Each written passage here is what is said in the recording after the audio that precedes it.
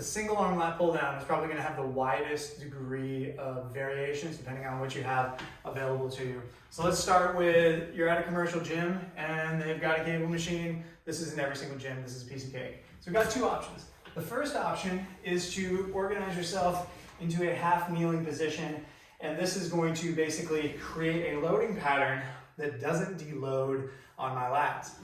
I go all the way up, I'm creating a straight line, and I pull to here. I'm basically trying to tuck this underneath my chin, right across my chest, as if I was gonna do a single arm chin up.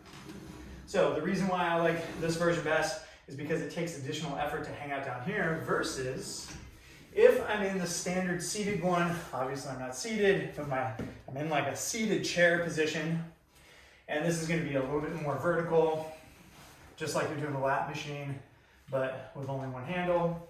And this technically is gonna deload just a little bit because everything is stacked on top of one another.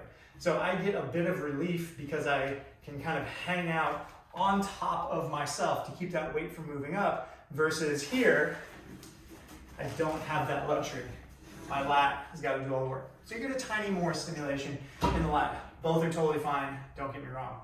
Those are gonna be your primary variations if you're at a commercial gym. If you're at a home gym, chances are you're gonna have a ring or a TRX or something like that. I've got a couple options. I can do a single arm ring row, which is gonna look something like this, where I pull myself up. I get a good part of the benefits. I get the unilateral stuff. I can play with some different mechanics depending on what the height is. I could pull myself up like so and do like a quasi single arm chin up, supposing this height was different.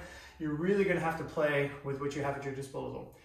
The form is pretty simple no matter what. I'm trying to get long one way or another depending on the setup. That might be slightly in front of you, that's totally fine. And I'm trying to pull to here on one side. This gives me a bit of an uneven stretch, where if I go out to here, I don't really get that same amount of turn across the body. You can feel that kind of pull in the lat a little bit. This is great.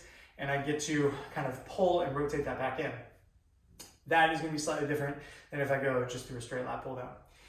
Depending on which implement, you'll get a slightly different bias, but that single arm component of length and depth is the primary focus that we're going for. Shoot me a note, shoot me a picture, let me know what your setup is. I'm happy to help you on your way.